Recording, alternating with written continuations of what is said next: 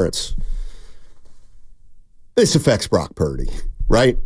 I mean, this affects Brock Purdy. Or does it put more pressure on him? Well, I mean, let me just ask, let me start here. When you heard about all this, what was your first thought? Hey, Trevor Lawrence just signed one of the biggest contracts. He's now among the highest paid quarterbacks in the league. I'm going real. Tied for number one. Don't hate the player, hate the game. Okay. And the game right now is the boom in the wide receiver market, and in this instance, the quarterback market. There is no way on any earth that Trevor Lawrence is worth this amount of money, but I sound like a hater. His employer gave that to him. So now I think about Brock Purdy, Steiny, and all of a sudden, have you noticed Chris Sims, CBS Sports wrote an article I sent to you. We'll get into you know, talking about Brock Purdy's going to regress. But I remember Jed York a few months back said they're ready for their quarterback, Brock Purdy, to reset the market. And I just think about the Niners offense as a whole, this last playoff run. I think about the Green Bay game. Let's just say had Savage, the defender for the Packers, held on to that ball, which would have been a pick six. What if that, and it's not about if, but I just can't get over those thoughts, Steiny. What if that was our lasting impression of Brock Purdy? Would it be imminent to say he's going to get a contract like this? So I think what you said months ago about the arrogance of Kyle and how he's finicky, and we don't really know just how in love with Brock he is. We know he's in love, but now we're talking about this type of investment into a guy, mind you, that's taking your team to a Super Bowl, NFC championship game, which he got hurt in. So I guess I need to quit comparing and contrasting these quarterbacks and say to the Niners brass, does Brock get the job done for you at the quarterback position? And right now, it looks like the answer is yes. So why wouldn't he get this type of contract? Well, first of all, you brought something up and said, what if they had lost to the Packers? Oh, Steiny, it was there. Right, but he would still have a year to make up for it. You know what I mean? No doubt about it. If he bounces back this year, let's say they'd lost in the first round and everybody's disappointed. Now they come out this upcoming year and go, 12-5 and get to the NFC Championship again, and maybe he wouldn't be in a nearly as advantageous of a position as he is right now, but I don't think all would be lost. It would just really depend on this upcoming year. I mean, my first thought was, how does this impact Ayuk? And I get it, Ayuk's a receiver, but if you keep seeing the price tag for Brock Purdy go up and up and up, oh man, at some point, and if you know, let's take it one of two ways. The 49ers either know they're going to have to pay Purdy or they're going to not pay Purdy. But let's say they're going to pay Purdy. The going rate, and they'll try to do the best deal they can, but it's still going to be way more than anybody ever thought a couple years ago. Don't you have to start making decisions with other players on the team? Maybe not. I mean, you've got to start budgeting. And I think we might be seeing that manifest right now with the slowness. And I know people keep going to the calendar and the months in regard to where the other big boys, Debo and Bosa, got signed. That was a couple months, down the road. But Steiny, what if that's happening right now? I don't know. It might be. It might not be. And how much is Purdy worth? I don't know. And again, is the biggest piece to that puzzle going to be this next season? It has to be, you would think. So what if he were, and I'm not being negative, what if he were average or regress? They still make the playoffs, but, Then maybe you get him for what, 43? Okay. I don't know. But what if they win the Super Bowl? You got to pay him 60? Yeah, no, you give him the blank. You play that York sound of, we're ready for him to reset the market. I mean, Steiny, $200 million guaranteed for a guy that, let me give you his record, and I know it's a team record. He's 20-30, Trevor Lawrence. Okay. 58 touchdowns to 39 interceptions, has one of the greatest comebacks in the playoff game against the Chargers. But other than that, he's the only one in that draft class that's kind of done anything.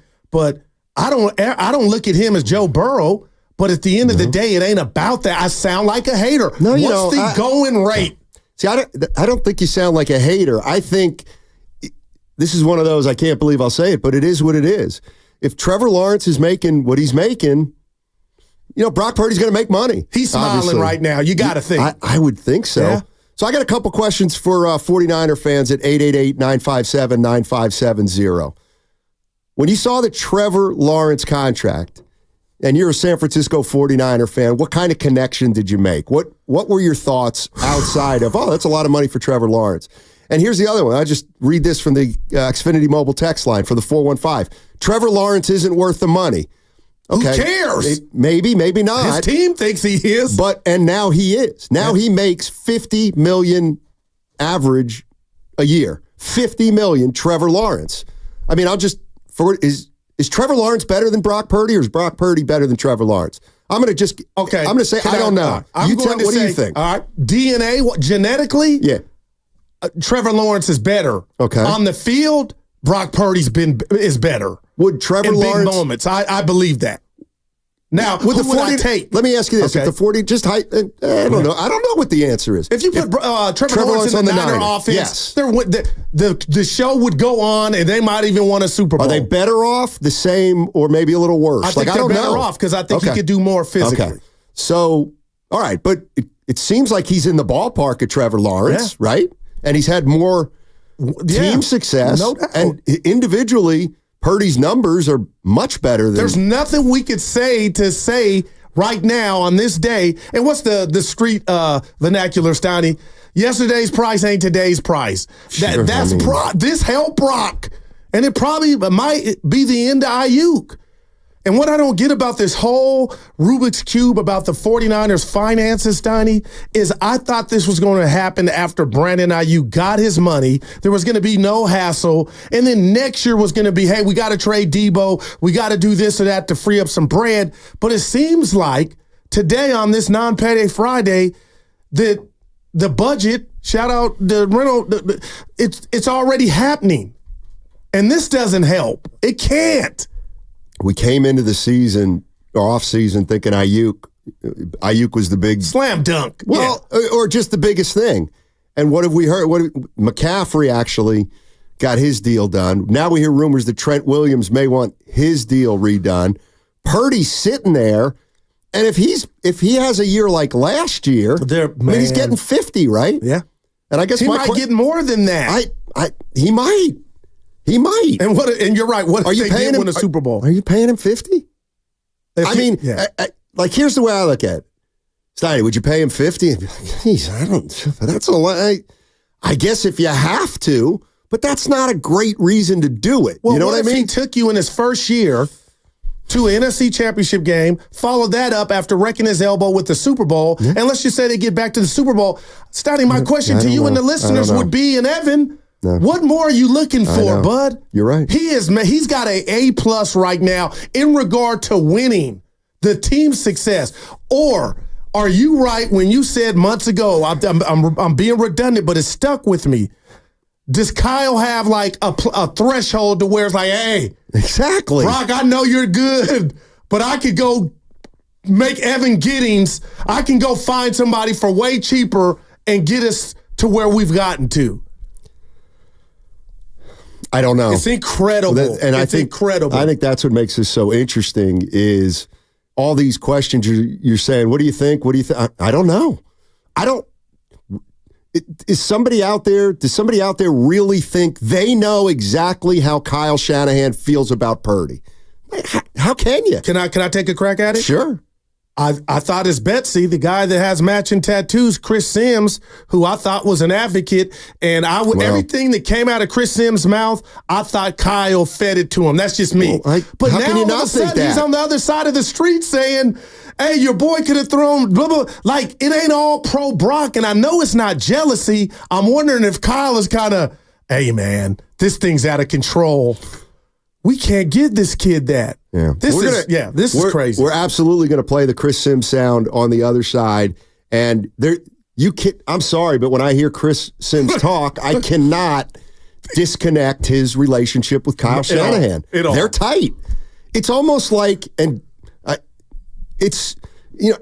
Wojnarowski has a relationship with the Hurley family. I didn't like that. I've been in the hospital. Well, we can talk about that later, too. Him up. Go ahead. I'm interrupting. But my point is that we're just average people, but we know that Woj is a great reporter, but he He's taught like he's Hurley's guy. I mean, it is. He is. And Chris Sims is Kyle's guy. 650 says Chris Sims is trying to keep the price low. Man. I mean, I don't know what Chris Sims is trying to do. I don't know if he's speaking for Kyle. I don't know if he's advocating for. I don't know what he's doing. I don't know if he's just being truthful.